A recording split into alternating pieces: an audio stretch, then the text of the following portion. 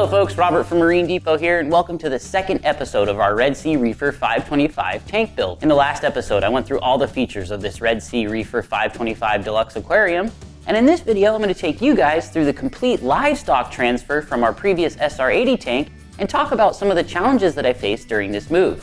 We're also going to go through all of the equipment that we're using on the tank. After getting the new aquarium built, it was time to start planning the breakdown of our old tank. The first step in planning the move was to ensure I had plenty of biological filter media that could easily be moved into the new aquarium.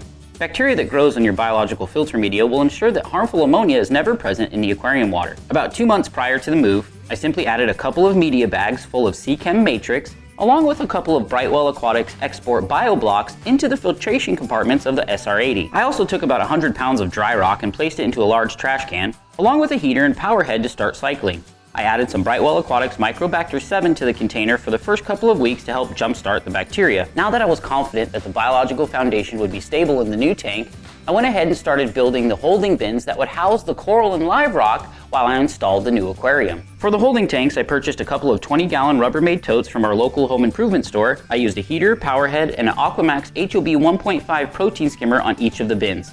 I found a couple of used LED strip lights to place over the bins and attach them to a simple wall timer to come on for 8 hours per day and provide a natural day-night cycle for the fish and corals. I proceeded to tear down the SR80 piece by piece, carefully trimming out corals and isolating colonies to be safely housed in the bins. I'm going to be honest here because this day was a bit of an emotional roller coaster for me.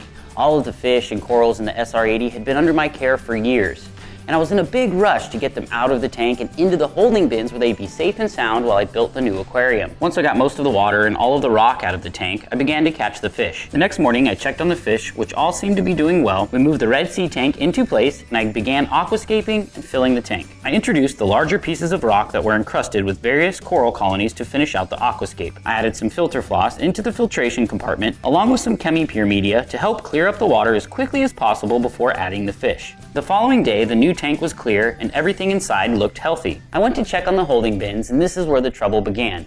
I noticed that some of the frags and coral colonies in one of the bins were really stressed out. Upon touching the water, I immediately knew that I had a temperature problem on my hands. So rather than finding a heater and waiting for everything to get back up to temperature, I immediately just started planting the corals into the new Red Sea tank.